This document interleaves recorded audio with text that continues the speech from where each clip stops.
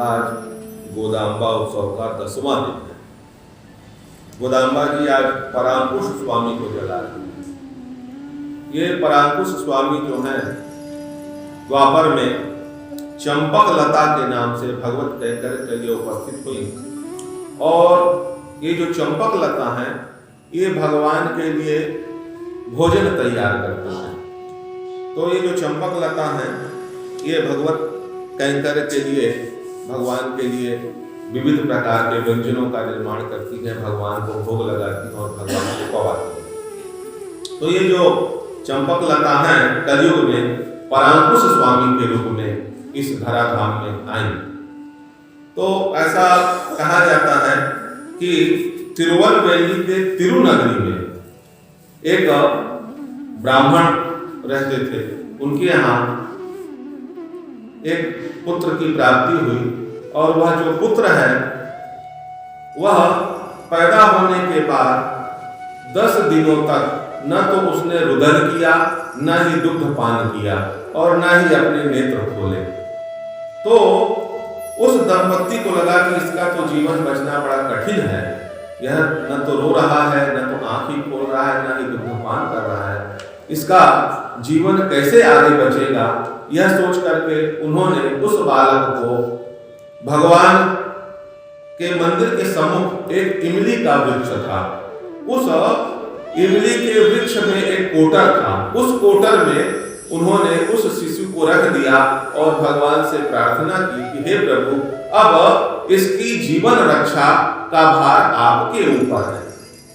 वो बालक जो है वही नेत्र बंद किए रहा उस कोटर में, और भगवान जो है उसके जीवन का निर्वाह करते रहे। 16 वर्षों तक वह शिशु उसी कोटर में रहा। एक दिन एक वृद्ध विद्वान जो है, मधुर कवि जिनका नाम है, वो उस ओर से गुजरे तो उन्होंने देखा कि इस वृक्ष से एक तेज प्रकाश पुंज प्रस्फुटित हो रहा है, वहां पर क्या है, ऐसी उनकी जिज्ञासा हुई। और जब वो वहां पर गए उन्होंने एक बालक को देखा जो आंख बंद किए हुए बैठा हुआ था। कुछ लोगों से पूछा, किसी ने कुछ जवाब नहीं दिया, तो उन्होंने एक बड़ा सा पत्थर उठाया और उसी इमली वृक्ष के सामने जोर से पटक दिया। तो जब जोर की आवाज हुई तो ये जो हमारे परांकुश स्वामी हैं इन्होंने नेत्र खोले और उनके साथ उनका वार्तालाप हुआ। उनकी विद्वत्ता, उनके ज्ञान को देखकर जो मधुर कवि हैं उन्होंने उनको अपना गुरु बनाया। तो ये जो हमारे परांकुश स्वामी हैं इनको तमिल वेद का प्रणेता कहा जाता है। इन्होंने तमिल में वेदों की रचना की। तो ये जो हमारे परांकुश स्वामी हैं इन्होंने बहुत से ग्रंथों की रचना की, बहुत सारे शास्त्रों का प्रणयन किया। इनको वैष्णव कुल का जो है वो शिरोमणि कहा जाता है। ये वैष्णव कुल के विशेष कुलपति हैं। हमारे ऐसा कहा जाता है कि जब रामानुज स्वामी श्री भाष्य की रचना कर रहे थे तो कहीं पर उनको कोई शंका आ जाती थी, कहीं पर कुछ ऐसा लगता था कि नहीं इसका भाव ये होना चाहिए कि ये होना चाहिए, तो कहीं मन में दुविधा की जब स्थिति आ जाती थी तो वे हमारे परांकुश स्वामी के लिखे हुए शास्त्रों का अध्ययन करते थे और अपनी शंका का समाधान करते थे। तो हमारे जो ये परांकुश स्वामी हैं ऐसा कहते हैं कि भगवान की जो नारायणी सेना है उसके ये सेनापति हैं। जैसे भगवान शिव की सेना है, उसके गणेश जी गणनायक हैं, वैसे ही विश्वक्सेन जी जो है यह भगवान नारायण की सेना के सेनापति हैं। यस्य दुरदवक्त्राद्या पारसद्या परसतम विघ्नं निघ्नन्ति सततम विश्वक्सेनम तमाश्रये। तो ये जो हमारे विश्वक्सेन स्वामी हैं समस्त विघ्नों का विनाश करने वाले हैं। हमारे जो प्रपन्न वैष्णव है, जिनकी वैष्णवता में अत्यधिक निष्ठा है, वो सर्वप्रथम गणेश की पूजा नहीं करते, भगवान विश्वक्सेन की पूजा करते हैं कि यही विघ्नों का विनाश करने वाले हैं। तो ऐसे विश्वक्सेन स्वामी जो है हमारे भगवान की नारायणी सेना के सेनापति हैं। ये विश्वक्सेन जी भगवान के सम्मुख नित्य कैंकर्य के लिए उपस्थित रहते हैं। जब भगवान रामावतार में वन को चले तो ये हमारे विश्वक्सेन स्वामी जो हैं वह भगवान की पादुका बन गए और यही पादुका की पूजा जो है भरत जी ने राज सिंहासन पर उनको स्थापित किया और उनकी पूजा की।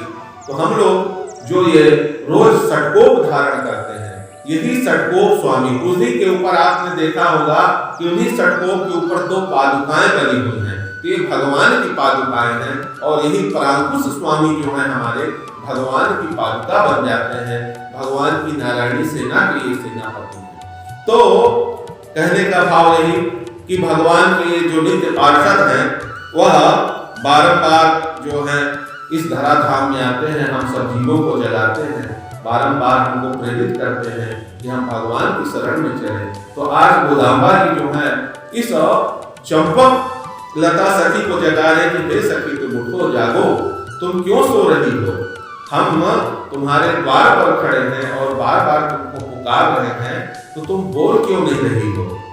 गोदांबा जी जानती है कि जो सखी जो है यह बहुत ही ज्यादा धर्मनिष्ठ है और प्रपन्न है, इसको भगवान की शरणागति प्राप्त है, इसको भगवत कैंकर्य प्राप्त है।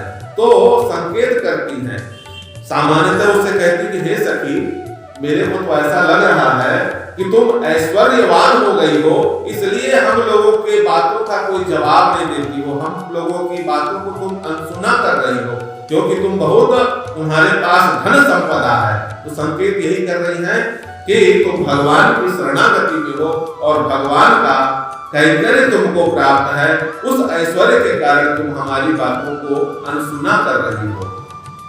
गोदांबा जी कहती है कि हे सखी तुम तो दुर्लभ आभरणों को धारण की हुई हो, ये जो दुर्लभ आभरण है भगवान की शरणागति, भगवत कैंकर्य तुमको प्राप्त है, इसलिए सखी तुम हमारी बातों पर ध्यान क्यों नहीं दे रही हो, तुम तो हम सखियों की जो हो वो कुलमणि हो। तो हे सखी उठो। आगे उसको कहती हैं कि जैसे भगवान ने रामावतार में कुंभकर्ण का नाश किया, कुंभकर्ण का वध किया, तो क्या कुंभकर्ण ने मरते मरते भगवान से पराजित होने के पश्चात क्या जो वो उसकी निद्रा है वह निद्रा क्या तुमको दे दी है, या ऐसा तो नहीं है कि आज तुम्हारा उपवास है तो उसको व्यक्त कर रहे हैं कि कैसा उपवास, तो तुम ना तो देख रही हो, तुम्हारे सुनने और देखने का क्या आज उपवास है कि आज के दिन तुम ना किसी को देखोगी और न किसी की बात को सुनोगी, ऐसा क्या उपवास है तुम्हारे पास। तो गोदांबा जी बार बार उस सखी को जगा रही हैं और कहती हैं कि हे सखी तुम आओ, तुम ही तो हमारा मार्गदर्शन करोगी, क्योंकि तुम भगवान के शरणागत हो और भगवत कैंकर्य तुमको प्राप्त है, तो हम तुम्हारे बताए हुए मार्ग का अनुसरण करेंगे। और हे सखी तुम जल्दी ही इस द्वार को खोलो। तो आज के पांसुर का यही भाव है, आज एकादशी है, आज के ही दिन श्रीमद् भगवत गीता का प्रादुर्भाव हुआ, कुरुक्षेत्र में भगवान के स्वयं श्रीमुख से यह निश्चित हुई है। तो आज भगवत गीता की जयंती है, तो हम लोग सब आज हो सके तो 1 अध्याय 2 अध्याय या पूरे 18 अध्याय का अध्याय को पढ़ें, पारायण करें, क्योंकि बहुत ज्यादा समय नहीं लगता, 1 घंटे 1.25 घंटे में पारायण हो जाता है गीता जी का। तो आज के दिन कम से कम मोक्षदा एकादशी है, तो हम लोग उस गीता का पारायण करें। बोलिए श्री गोदा